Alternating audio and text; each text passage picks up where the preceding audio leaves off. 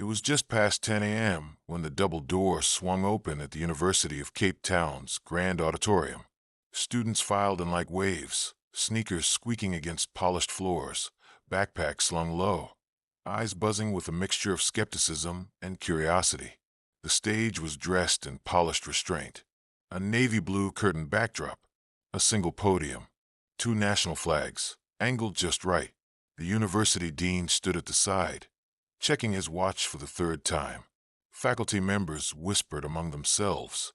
Journalists set up their tripods, eyes darting between power sockets and perfect angles. And among the students, hundreds of them, a quiet pressure built. The kind of pressure that comes not from excitement, but from hope worn thin. They had heard promises before. They had listened to speeches. They had clapped out of respect and walked home in disappointment. But still they showed up, because there's always the question in the back of every young mind.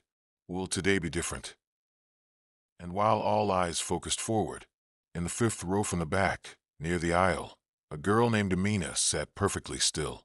She wore a plain white shirt, no makeup, no slogans, just a notebook on her lap, mostly blank, and a pen held like a blade.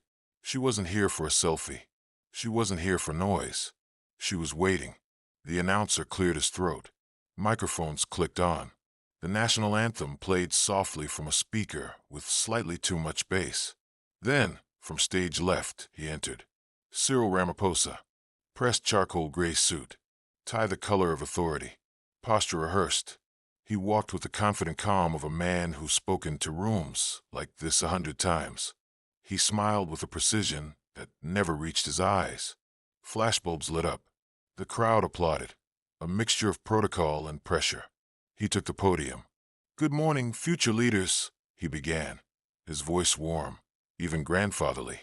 "Today, I want to speak not as your president, but as your partner in progress. We are building bridges, expanding access, restoring hope." Applause. Not wild, just enough. He spoke of programs, of metrics, of visions for 2030. "The youth are the heartbeat of this nation," he said. But in the rows of students, you could feel it. The heartbeat wasn't racing. It was tired, cautious, watching him like one watches a magician who's used the same trick too many times. And Amina, that quiet girl with the notebook, did not clap. She tilted her head, watching not his mouth, but his eyes. Because sometimes the truth isn't in what's said.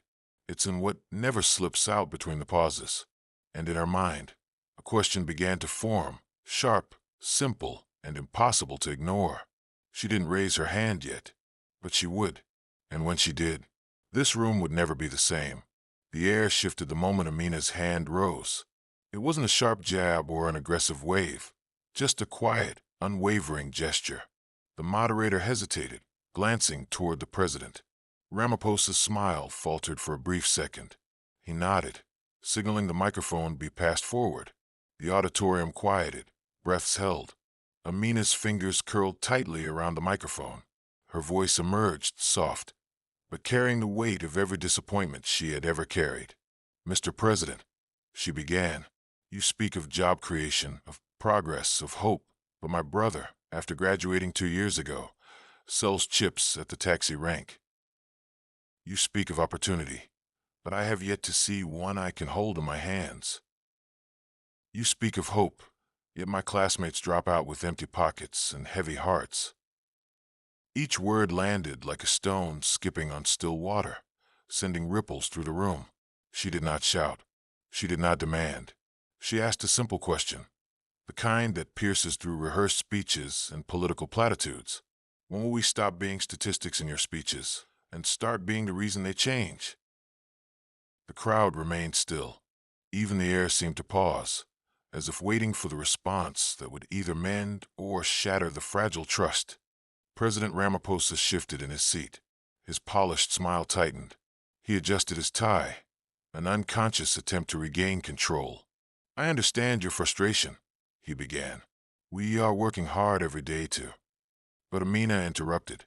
Not with anger, not with disrespect. Just a firm, unyielding clarity. "I'm not asking for your process," she said. "I'm asking for your presence." I don't want a politician's answer. I want a human one. A hush fell over the room. Phones stopped recording. Eyes widened. Even the university staff exchanged stunned glances, because in that moment, the distance between leader and listener vanished. And the young woman wasn't a questioner anymore. She was a mirror, a reflection of every unheard voice, every forgotten dream, every unspoken truth. And the room waited. The auditorium held its collective breath as Amina's hand slowly rose. No cheers, no shouts, just a simple, unassuming gesture that carried the weight of countless silent frustrations. The moderator's eyes flicked toward the president, then back to the room. There was a pause, just long enough to make hearts race. The microphone was passed forward with deliberate care. Amina took it with steady hands, her knuckles pale but unyielding. She looked directly at Ramaphosa, her gaze calm but fiery, like a spark waiting to ignite. Her voice broke the silence, soft at first, measured, but underneath, a current of urgency ran through each word. "Mr. President," she began, "you speak about jobs and growth, about policies and plans, but my brother, he graduated 2 years ago. Today, he sells chips at the taxi rank, struggling to make ends meet. You speak of opportunity, but what of those of us who see none? My classmates leave school with empty pockets and broken dreams." Each phrase echoed through the hall like a heartbeat. No one dared interrupt. No theatrics, no drama, just raw truth laid bare. When will we stop being statistics in your speeches and start being the reason those speeches change? The room became a still pond, ripples frozen in midair. The students sat motionless, some biting their lips, others gripping the edges of their seats. And all eyes turned to the man on the stage. Ramaphosa's practiced smile flickered. His hand instinctively reached for his tie, an unconscious shield against the unexpected. "I understand your frustration," he said, voice steady, but with a slight tremor. "We are working hard every day to—" But before he could finish, Amina raised her hand. Her tone was calm but resolute. "I'm not asking for your plans or processes," she said. "I'm asking for your presence. I don't want a politician's answer. I want a human one." A hush fell. Phones paused mid-recording. Breaths caught. The usual hum of murmurs vanished. Faculty members exchanged looks, surprised, unsettled. The president blinked, truly seeing her for the first time.